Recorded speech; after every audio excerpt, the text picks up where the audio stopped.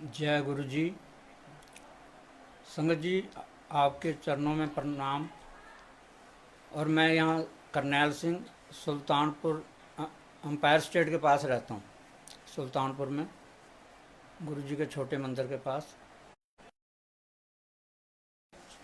से मिलने का चांस बहुत देर में मिला, जबकि गुरु जी बहुत पहले से सुल्तानपुर में थे।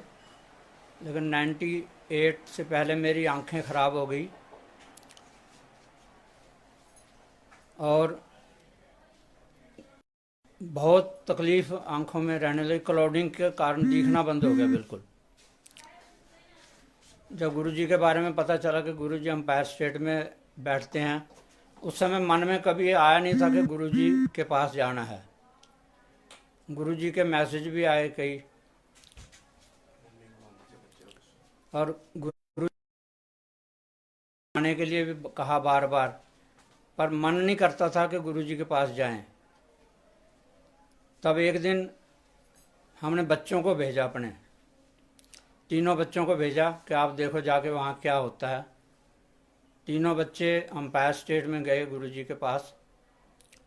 गुरुजी देखते ही बच्चों को बोले, ਤੁਹਾਡੇ मम्मी पापा नहीं आए, कल उन्होंने भी लैके आना। दूसरे दिन, जबकि हमारा कभी जाने का मन नहीं था, दूसरे दिन हम टाइम पे तैयार हो गए।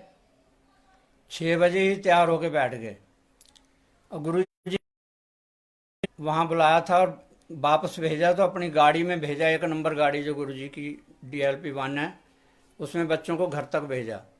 दूसरे दिन हम तैयार हो गए। तैयार होके हम गुरु जी के पास जाने के लिए मंदिर के पास पहुँचे। यहाँ एक शिव जी मंदिर है, तो गुरु जी की गाड़ी दोबारा हमें लेने आ रही थी उस दिन। तो हमने छोटू को बोला, गुरु जी के ड्राइवर को, कि आप चलो, हम आ रहे हैं, हम पैदल ही आएंगे गुरु जी के पास। तब वो चला गया और हम जब गुरु जी के पास पहुँचे तो जैसे हम गेट के अंदर एंट्री किया, गुरु जी का नूर देखकर जो दिमाग में अंधेरा सा छाया हुआ था, वो एकदम पर्दे की फटने की तरह से हट गया। और जब गुरु जी के दर्शन किए तो गुरु जी बोले, हाँ जी सरदार जी, टेलीफोन डिपार्टमेंट च काम करते हो? गुरु जी, बह जो, कल्याण हो गया ਤੁਹਾਡਾ। और गुरु जी ने कुछ, हम बैठ गए वहाँ। गुरु जी ने थोड़ी देर में फिर बुलाया मुझे कि ਤੁਹਾਡੀ मम्मी पटियाले रहिंदी है? मैं कहा हाँ जी। अच्छा, वो को शहद मंगाओ, पुराना शहद। वह उन दिनों में मोबाइल फ़ोन तो होते नहीं थे, लैंडलाइन से मम्मी के साथ बात की। 1 हफ्ते के अंदर अंदर मम्मी ने शहद भेज दिया कहीं से, जंगलात डिपार्टमेंट से पता करके। और शहद लेके हम गुरुजी के पास गए। उस समय रोज़ ही संगत होती थी, हर रोज़ संगत होती थी, बीच में कोई नागा नहीं होता था। हम भी रोज़ गुरुजी के पास जाते थे। शहद लेके गुरुजी के पास गए, गुरुजी ने ब्लेस करके शहद दे दिया। बोले इसे हफ्ते में 2 बार आँखों में डालना है, 2-2 बूंद, सब कल्याण हो जाएगा। उसके बाद गुरुजी ने मुझे कहा कि मेहरौली से कड़ा बनवाओ, 2.25 तोले, 2.25 तोले का कड़ा होना चाहिए, तोले, आज के ग्रामों में नहीं, और बिना जोड़ का कड़ा बनवाना है। और मेहरौली में बहुत सुनारों के पास घूमा, कोई जोड़ वाला, बिना जोड़ का कड़ा बनाने को तैयार नहीं था। फिर भी एक सुनारा तैयार हो गया, बोला जी मैं बना दूंगा कड़ा आपको। तो गुरुजी ने जैसे कहा था, मैंने बताया, मैंने कहा 2.25 तोले का शुद्ध चांदी का कड़ा होना चाहिए। बोला जी बेफिक्र रहिए, बना दूंगा, बिना जोड़ का बना दूंगा। और ये कड़ा गुरुजी के ब्लेस किया हुआ कड़ा मेरे पास है, जो गुरुजी ने ब्लेस करके मुझे दिया कि इसे पहन लो। उधर शहद डालना शुरू कर दिया, कड़ा पहन लिया, तो आंखें हर रोज़ रोशनी बढ़ने लगी, आंखों से दिखना बंद था, अब आंखें खुलनी शुरू हो गई, दिखना शुरू हो गया। गुरुजी की ब्लेसिंग काम करने लगी। और गुरुजी ने फिर एक जग ब्लेस करके दिया, जो पानी के लिए रोज़ पानी पीना था। जग में तांबे का बड़ा ले आया 2 लीटर का। गुरु जी बोले एड्डा वड्डा की करना सी। अच्छा कोई गल नहीं, स्नान करती वारी जड़ा जल पीन तो बचे स्नान करती वारी ਉਹਦੇ ਵਿੱਚ पा लिया करो। मैं कहा ठीक है गुरु जी। अब गुरु जी के पास करते थे, मेरे से भी करते थे, बच्चों को भी हम ले जाते थे, हर रोज़ जाते थे। इस तरह गुरु जी की मेहर होती रही। उधर बड़ा मंदिर के बारे में सुना कि मंदिर बनना शुरू हो गया, बन रहा है, तैयार होने वाला है। कुछ दिनों बाद मंदिर बन के तैयार हो गया। अब वो दूर था, हमारे पास कोई साधन भी नहीं था जाने का। तो ये आंटी बोली, मेरी आंटी बोली कि गुरु जी का मंदिर तैयार हो गया और वहाँ संगत जानी शुरू हो गई, तो हम कैसे जाएंगे गुरु जी के मंदिर में। मैं कोई बात नहीं, दिन में बस में चले जाएंगे, दर्शन करके आ जाएंगे, रात में नहीं तो कोई बात नहीं। अब संगत तो गुरु जी के रात को शुरू होती थी। ये बात हम रास्ते में गुरु जी के पास जाते हुए कर रहे थे। और उन दिनों में बच्चे पंजाब में अपने तीनों बच्चे, हम दोनों ही घर में थे। तो ये बात हम जो शिव मंदिर है उसके आसपास जाते हुए कर रहे थे कि गुरु जी के मंदिर के दर्शन कैसे करेंगे। अब जब हम गुरु जी के पास पहुँचे, मंदिर में लंगर किया, चाय प्रसाद आपको पता सब जैसा गुरु जी का सिस्टम था। लंगर खाने के बाद हाथ धो के गुरु जी से आज्ञा लेनी होती थी।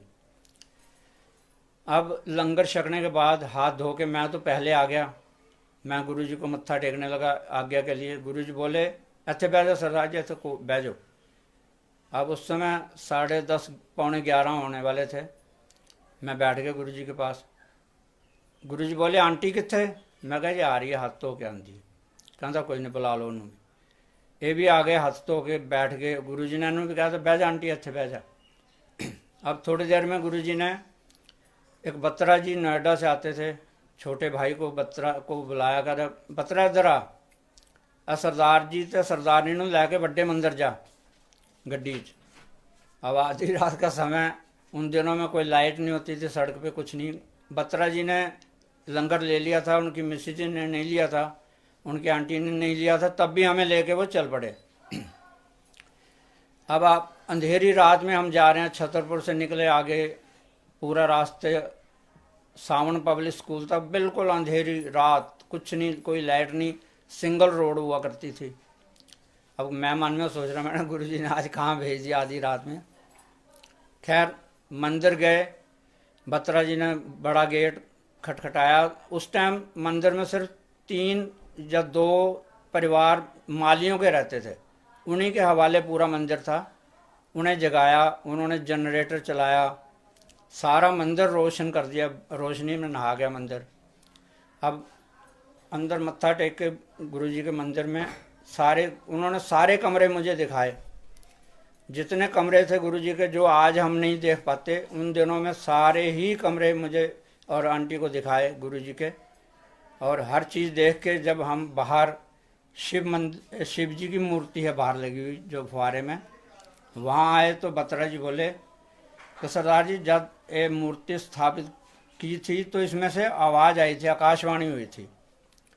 अब मन तो हमारे पत्थर जैसे हैं, इन बातों को कहाँ मानते हैं।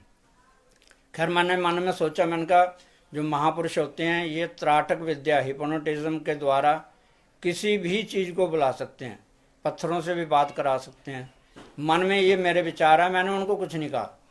और मैं अंदर जाके हम 5 आदमी, मैं, ये दोनों आंटियाँ और बत्रा जी और इधर माली, वो भी हमारे साथ बैठ गए वहाँ मंदिर में। और जैसे हम बैठे थोड़ी देर में गुरु जी, जो पुराना लंगर हॉल था नीचे अंडरग्राउंड, उस साइड से गुरु जी ने अंदर एंट्री की 20-30 संगत के साथ। और जैसे ही गेट से अंदर गए हम खड़े हो गए। गुरु जी बोले हाँ आंटी तू कहती सी ना मंदिर के दर्शन किद्दां करांगी, कैसा लग गया तेनू, मंदिर किद्दां लग गया। गुरु जी जानी जान थे, हमने जो बात किसी से नहीं बताई थी। गुरु जी ने आती आंटी को बोला कैसा लग गया मंदिर? आंटी बोली जी बहुत अच्छा लग गया जी। कहते बह जाओ, अच्छा बह जाओ। गुरु जी सिंहासन पे बैठ गए और प्रसाद बहुत लाए थे, साथ में संगत साथ में थी, तो गुरु जी ने सबको प्रसाद दिया। वहाँ हम बैठे रहे, संगत के पास बैठ गए। गुरुजी ने प्रसाद दिया। फिर गुरुजी ने ये जो मेरे बैग में फ़ोटो देख रहे हैं गुरु नानक देव जी का स्वरूप, ये गुरुजी ने बड़े मंदिर से हमें दिया जी को, और एक दूसरे सेवादार को बोले जाओ मेरे कमरे चूँ गुरु नानक देव जी का स्वरूप है, चक के ले आओ। अब 2 आदमी इस स्वरूप को उठा के लाए और हमें दे दिया कि यह गुरु जी बोले जिथे तुम सौंदे हो ना उत्थे लगा के रख देना, इनू कल्याण हो जाएगा। अब इतना बड़ा स्वरूप देख के ले जाएंगे कैसे मंदिर से। खैर गुरु जी ने बड़े बत्रा जी को बुलाया, उनके भाई को। बत्रा तेरे को सीलो गड्डी है? बत्रा जी बोले हाँ जी। कहते अच्छा सरदार जी ने तो सरदार जी घर छड़ गया, स्वरूप लै जा नाल। अब उठा के हम प्रसाद, इतना प्रसाद आंटी ने तो प्रसाद है उठाया हुआ, हमने गुरु जी की गुरु नानक देव जी का ये स्वरूप और उठा के बाहर आए कार तक। अब कार में कहीं ना आए, ना उसके ऊपर कैरियर था, ना अंदर आए, किसी तरह से कार में नहीं आ रहा था। अब काफ़ी मशक्क़त की, गुरु जी से प्रार्थना की गुरु जी अब ये कैसे जाएगा। पहले हमने डिग्गी में भी पीछे खोल के रखने की कोशिश की थी, उसमें भी नहीं आ रहा था। जब गुरु जी से मैंने कहा गुरु जी अब आपने ये स्वरूप तो दे दिया, अब इसे घर कैसे ले जाएंगे। अब थोड़ी देर में तिरछा करके देखा तो आराम से गुरु जी के ये स्वरूप गुरु नानक देव जी का स्वरूप उसमें आ गया। मैंने कहा बतरा जी अब मैं जोड़े उतार के और इसमें बैठ जाऊंगा डिग्गी में गुरु पकड़ के से, और आप आराम आराम से गाड़ी चला के ले जाना। बोला नहीं जी गुरु जी तो गुस्से हो जाएंगे, गुरु जी सब जानते हैं। पीछे बैठा के सरदार जी को ले गए गुरु नानक देव जी को। खैर मैंने कहा जी अब घर तो जाना है, कैसे ले जाएंगे, ऐसे ही जाना है। तो बैठ गया, मैं जोड़े उतार के आंटी को दे दिया, आगे बैठ गई गाड़ी में। हम गाड़ी आराम से बत्रा जी चलाते हुए जब अंपायर स्टेट, उस टाइम मेट्रो वगैरह के पिलर नहीं थे, अंपायर स्टेट से जब सुल्तानपुर को मुड़ने लगे, मैंने कहा बत्रा जी आपने तो नोएडा जाना, आप जाइए हम उठा के ले जाएंगे घर तक। बोले नहीं जी नहीं, गुरु जी सब देखते हैं, वो सब पे नज़र है उनकी, और उन्होंने पता लगा लेना है, फिर मेरे को बहुत डांट पड़ेगी, मैं तो घर ही छोड़ के आऊँगा। अब वो हमें घर छोड़ गए और गुरु जी का स्वरूप, गुरु नानक देव जी का स्वरूप उसी रात मैंने ये कील वगैरह लगा के यहाँ लगा दिया। अब जब सो गए, उस टाइम 2:30-3 का समय हो गया था, सो गए। 4 बजे पूरे कमरे में रोशनियाँ हो गई और ऐसे लगा कि जैसे लाखों सूरज निकल गए हों। अब मेरी सामने एक कमरे में गुरुजी बैठे हुए हैं। उन दिनों गुरुजी सोफे पे बैठते थे, अंपायर स्टेट में भी आज है, और सोफे पे बैठे हुए हैं गुरुजी। एक लाल रंग का चोला पहन रखा है, लाल रंग के ही सोफे हैं, और गुरुजी बैठे हुए हैं, उनके नूर ऐसे झलक रहा, सूरज निकले हुए हैं जैसे। अब गुरुजी मैं कमरे में एंट्री कर रहा हूँ, और एंट्री करते हुए गुरुजी मुझे कह रहे हैं आ जाओ सरदार जी, आ जाओ अंदर आ जाओ, यह कोई त्राटक विद्या नहीं हैगी। जो मैंने वहाँ मंदिर में जो मन में सोचा था कि ये त्राटक विद्या जी के द्वारा गुरुजी ने ये ऐसा बुलवाया होगा। अब गुरुजी के जो 3 बड़े बड़े ग्रंथ गुरुजी के टेबल पे रखे हुए थे, एक उनके थाई पे ऐसे खोल के रखा हुआ था। गुरुजी ने जब मुझे बुलाया अंदर, बोले यार कोई त्राटक विद्या नहीं हैगी, आ जाओ। मैं समझ गया कि गुरुजी 4 वेद के ज्ञाता हैं। उस दिन से गुरुजी के प्रति मेरे मन में सच्ची श्रद्धा आ गई कि गुरुजी ब्रह्मा विष्णु महेश जो भी तीनों हैं सभी का मिक्स रूप हैं, और गुरुजी ने 4 वेदों के साथ दर्शन दिए, और मन पक्का हो गया कि हाँ अब गुरुजी हैं कुछ। तब उसके बाद गुरुजी के पास आना जाना रहता हुआ। गुरुजी आंटी से तो रोज़ बात करते थे, मेरे से भी कभी कभी कर लेते थे। अब बच्चों के साथ भी हम जाते थे, तो उन दिनों में गुरुजी ने कभी, कुछ दिन बाद हमारे बच्चे पढ़ने में थोड़ा ऊपर, जो बड़ा लड़का था थोड़ा ठीक नहीं, सराजी बच्चों को घर रखा करो, पढ़ाओ घर। अब बच्चे घर में पढ़ने लगे, और वाले की दुआ से बड़े बेटे ने AME करी है, एयरक्राफ्ट मेंटेनेंस इंजीनियर है, जो आजकल ओमान एयर में है, और बेटी भी मेरी इटली में है। हाँ, बेटी के बारे में आपको बताना चाहता हूँ। बेटी जब भी गुरुजी के पास मत्था टेकने जाती थी तो सिर पे चुन्नी लेके, और हमेशा सूट सलवार में ही गुरुजी के पास जाते थे हम लोग। और पंजाबी कल्चर से गुरुजी बहुत प्यार करते थे।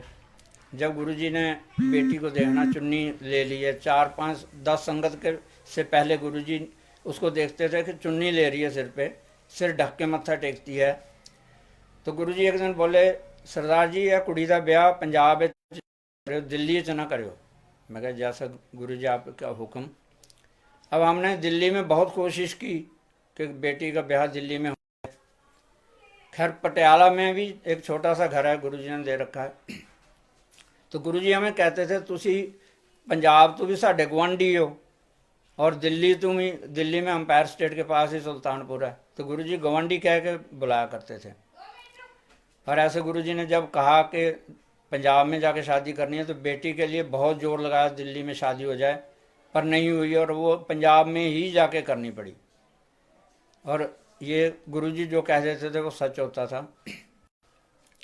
इस तरह बहुत गुरुजी के जो ये सत्संग हैं इतने ज़्यादा हैं कि सुनाने को हिम्मत ही नहीं होती, जीभ चलना बंद हो जाती गुरुजी का बखान करते हुए। खैर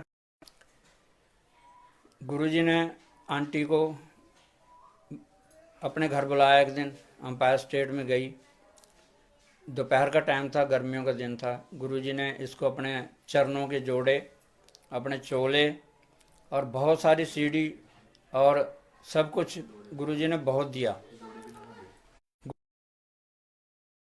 गुरुजी के जोड़े जब दिए गुरुजी ने तो ये बोली, गुरुजी ए मैनू पाण वास्ते दे रहे हो तुसी, मैं पाया करांगी।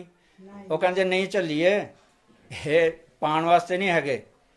ये कहते जो तेरे ते कोई आफत कोई दिक्कत आवे तो इन्होंने अगे अरदास करनी है तो तेरा सब काम पूरे हो जाएंगे। अभी थोड़ी देर में आपको जोड़ों के और गुरुजी के छोटे स्वरूपों के जिन पे गुरुजी का सैन है, जो गुरुजी ने इसको आंटी को सामान दे रखा है, वो सब दर्शन कराएंगे। गुरुजी ने अपने चोले भी दे रखे हैं। गुरुजी ने 1-2 चोले इसने पहले बना भी लिए, अपने सूट बना लिए। गुरुजी बोलते थे जिस संगत को गुरुजी चोले देते थे अपने, बोलते थे जाओ सरदारनी आंटी से सिलाना, क्योंकि ये पंजाबी सूट बना लेती है। तो गुरुजी की सारी संगत यहाँ आती थी हमारे घर पे, और ये गुरुजी ने दिया। और आपसे ये उनसे पैसे भी नहीं लेना चाहती थी। तो गुरुजी ने बोला भोलिए पैसे ले लिया कर, अपनी मेहनत ले लिया कर। तो फिर गुरुजी ने खुद ही बताया कि तू 500 रुपया लिया कर सारे को, जेड़े मेरे जोड़े लैके आते हैं। उन दिनों में 200-250 रुपया सूट का होता था सिलाई, आजकल तो महंगी होगी। खैर गुरुजी ने बहुत ही मेहर पर हाथ रखा और मेरी आंखें भी बिल्कुल ठीक होने लगी। अब जो उससे पहले हम एम्स में इलाज करा रहे थे राजेंद्रा में आंखों का, तो वहाँ मेरा ऑपरेशन का डेट फिक्स हो गई थी कि ऑपरेशन होगा आंखों का। तो गुरुजी के पास जोशी जी ये सब लोग बैठे थे। मैंने कहा गुरुजी डॉक्टर कहता तुहाडी अखां का ऑपरेशन होएगा, मैं करावां कि ना करावां। गुरुजी सीधे लहजे में बात करते थे, बोले सरदार जी कोई ऑपरेशन नहीं कराना, डॉक्टर तो इत्थे धक्के खांदे फिरदे ने, कोई ऑपरेशन नहीं कराना, जाओ कल्याण हो गया, ठीक हो जाओगे। और वाकई में मैंने घर आके सारे पेज सब कागज़ जितने भी थे वो एम्स वाले सब फाड़ फूड़ के फेंक दिए। मैंने कहा गुरुजी ने अब सब कुछ कर दिया है। और गुरुजी के वाकई में गुरुजी के जब गुरुजी, हाँ कई बार हम मत्था टेकने के लिए मैं 8-10 लोगों के पीछे होता था, भी लाइन में लगे होते थे। तो गुरुजी बोलते थे चलो सरदार जी चलो, बस उतों ही बाहर निकल के लाइन तो मत्था टेक लेना और घर आ जाना। क्योंकि मैं मनता सी कि गुरुजी देख रहे हैं हमें, गुरुजी की नज़र है हम पे, कहीं भी खड़े हैं मत्था टेकना, कोई गुरुजी नहीं चाह रहे तो भेज रहे हैं घर। तो ऐसे गुरुजी ने एक बार कहा भी किसी संगत को कि सरदार जी ने मैं जो भी कहना जाओ उत्थों ही मत्था टेक के चले जाते हैं। ऐसा मतलब गुरुजी की आज्ञा माननी चाहिए। खैर इस तरह गुरुजी ने बहुत कुछ करते रहे, बातें होती रही। गुरुजी को फिजिकल देखने की आदत पड़ी हुई थी और गुरुजी कभी कभी कई बातें सपने में आके करते हैं। डायरेक्ट गुरुजी थे सामने हमारे, लेकिन कभी कभी सपने में भी हमें बता देते थे कि ये काम करना है, ये नहीं करना है।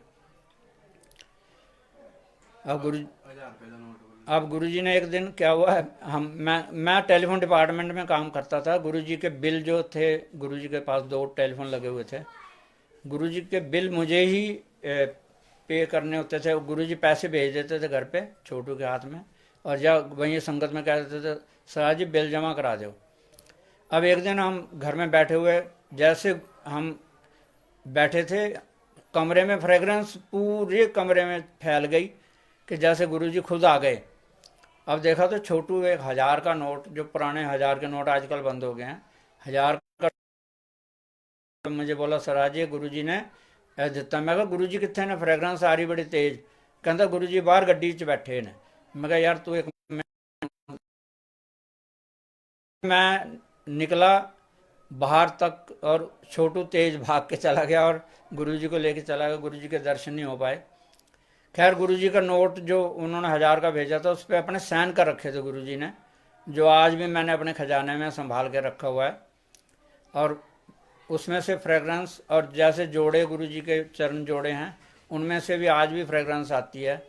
उनके उनका चोलों से फ्रेगरेंस आती है गुरुजी की। और ये गुरुजी जो स्वरूप आप देख ही रहे हो पीछे, गुरुजी ने बहुत ऐसे, आंटी जिस दिन वो बता रहा हूँ कि चोले और जोड़े लेके आए, घर आई ना, इसका मुंह ऐसे लाल हो रहा था जैसे खून टपक रहा हो। ये तो बहुत मानती गुरुजी को, पूरे दिल से मानती शुरू से। और गुरुजी इससे ही बात बहुत करते थे, आंटी तू तो बड़ी सोहनी लग रही है, फलाना है। गुरुजी कभी कभी विनोदी भाव में भी आ जाते थे, खुश होते थे, बहुत बातें करते थे।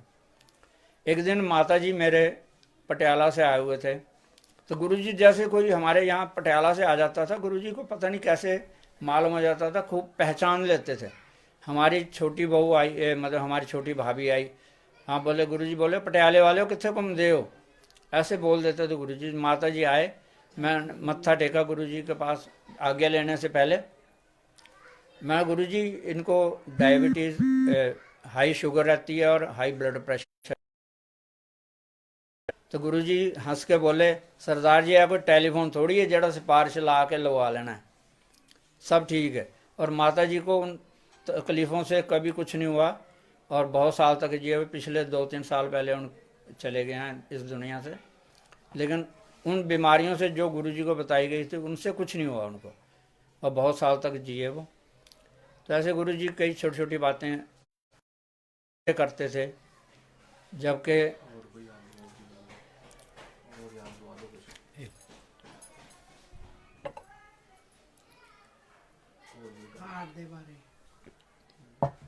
अच्छा, उन्हीं दिनों में जब गुरुजी के पास जाना, काफ़ी गुरुजी के पास, तो मुझे 2 दौरे पड़ चुके थे मुझे हार्ट के।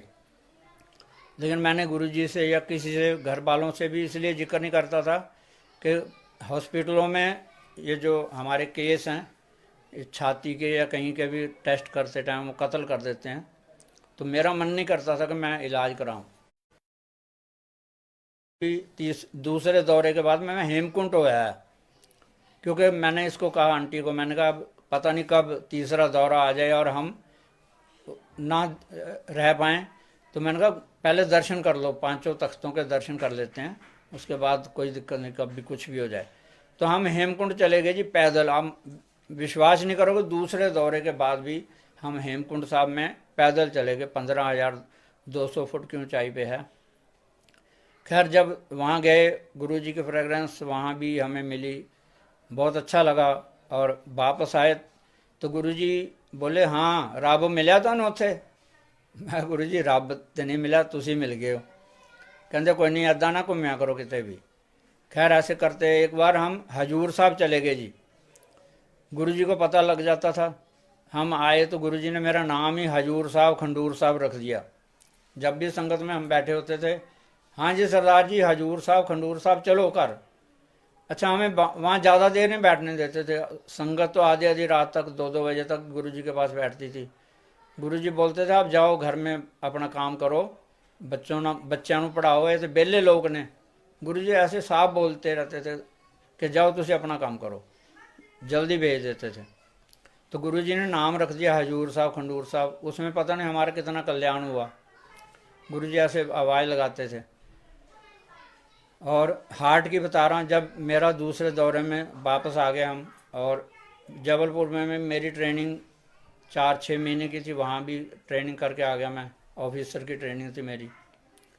अब जब गुरुजी को भी हमने किसी को भी जिक्र नहीं किया, तो मैं चुपचाप चाह रहा था कि मेरे को ये, जब मैंने बच्चों को बोल दिया मुझे हॉस्पिटल भी मत ले जाना, कोई दिक्कत नहीं है मुझे, तब बच्चे कहाँ मानते हैं। जब मेरा तीसरा, अच्छा दौरे से पहले मुझे पता नहीं क्या कारण था कि मालूम हो जाता था कि मुझे आज सुबह के टाइम प्रॉब्लम होगी, तो मैं उसको बोलता था सॉर्बिट्रेट वगैरह अपने पास रख के, पानी वगैरह रख के से बोलता था मैं जब जगाऊं तुझे, तो मैं क्या वैसे मौका तो नहीं देता जगाने का, पर फिर भी आप जगा देना। जब गुरु तीसरा दौरा मुझे सुबह के टाइम पड़ा 4-4:30 बजे, तो मैंने ये पास में पड़ी थी, हाथ हिला के उठाए से फटाफट उठी। मैंने कहा मेरे को फिर प्रॉब्लम आ गई है बहुत तगड़ी और शायद ना बचूं।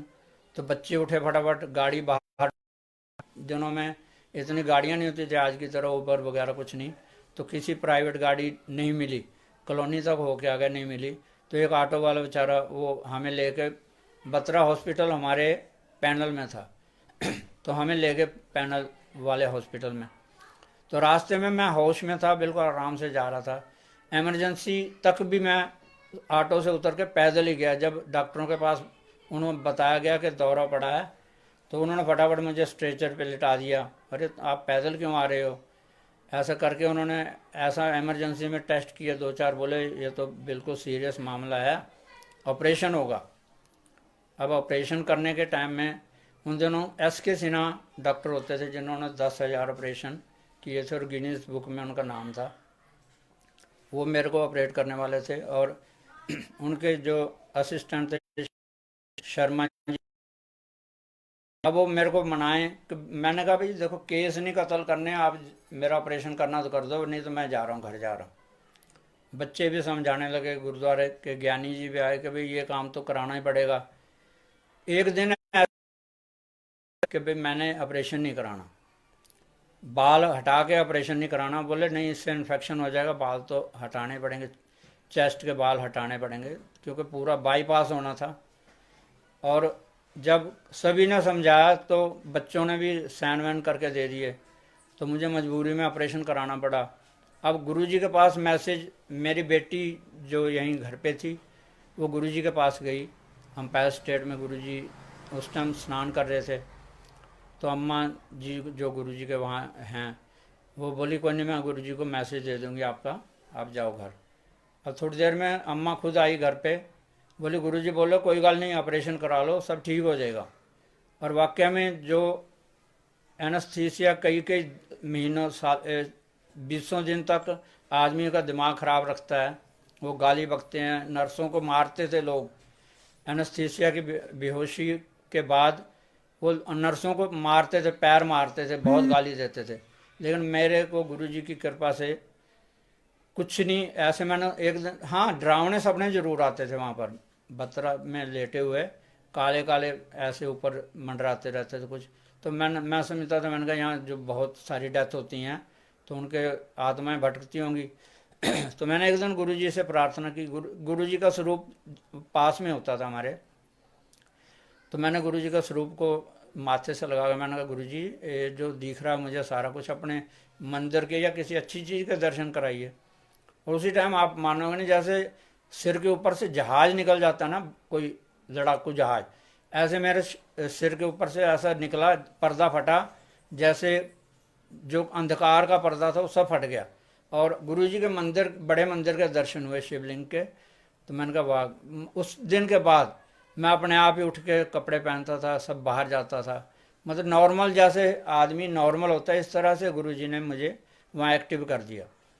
नर्सों की कोई हेल्प नहीं लेता था, ये आती थी कुछ देर बैठ जाती थी पास। अच्छा गुरुजी की कृपा से इसे भी मना नहीं करते थे गार्ड, किसी को अंदर नहीं आने देते थे हर टाइम। ये रात को भी कभी कभी गार्ड से कह के मुझे देख जाती थी, तो गुरुजी ने पूरी हेल्प की। हाँ जब 15 दिन बाद गुरुजी के मंदिर में दर्शन करने गया घर आने के बाद, तो गुरुजी बोले हाँ सरदार जी हार्ट नवा पवा लिया हार्ट।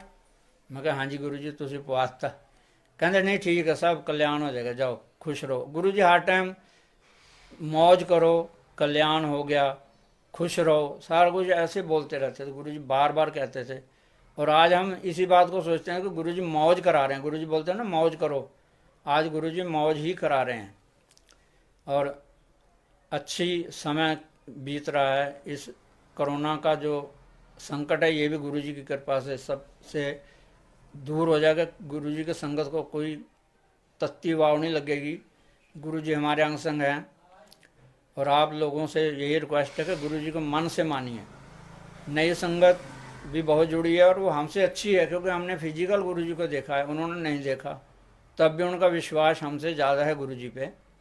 खैर नई पुरानी संगत तो नहीं होती कोई भी, लेकिन फिर भी जो आज लोग जुड़े हैं गुरुजी से वो ज़्यादा ब्लेस्ड हैं हमसे। क्योंकि पहले भी किताबों में या बड़ी बड़ी कहावतें होती थी कि जो महापुरुष आते हैं उनको उनका परिवार नहीं मानता पहले, तो फिर गांव नहीं मानता, शहर नहीं मानता, और देश तो बहुत दूर की चीज़ है। लेकिन उनके जाने के बाद आज गुरुजी को पूरी दुनिया मान रही है। पूरी दुनिया में सत्संग हो रहे हैं।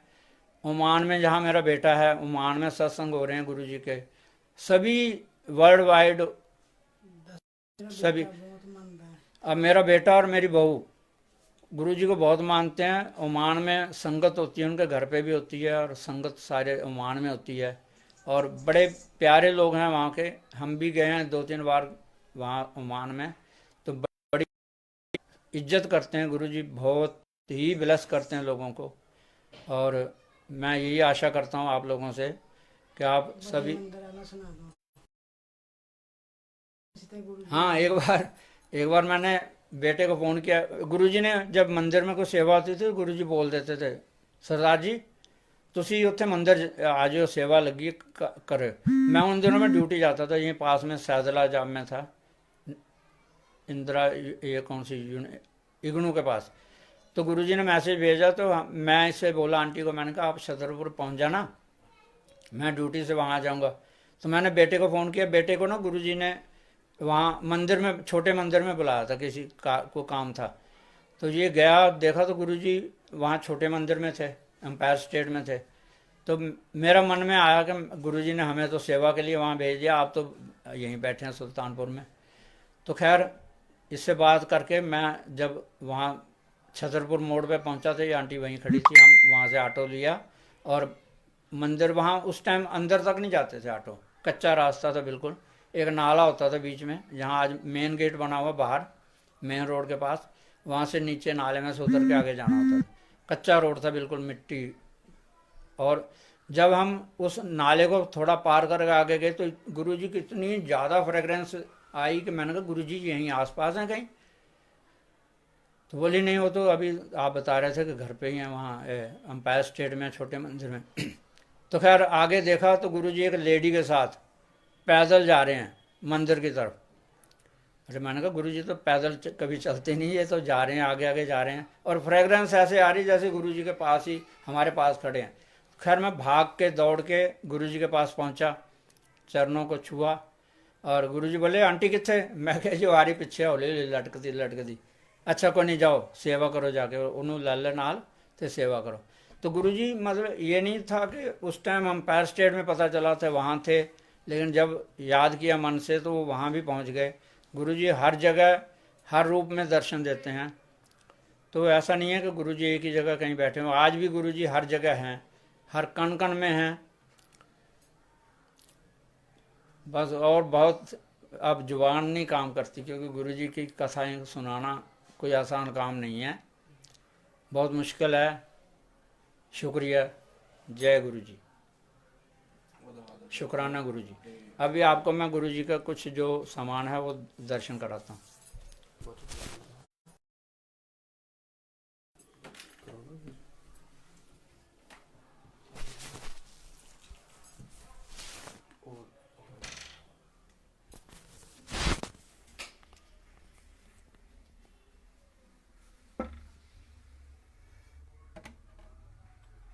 जोड़े पे डाल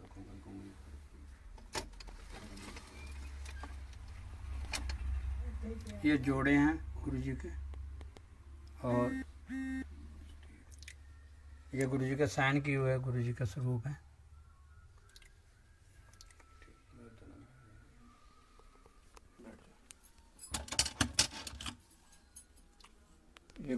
चांदी का सिक्का दिया हुआ है।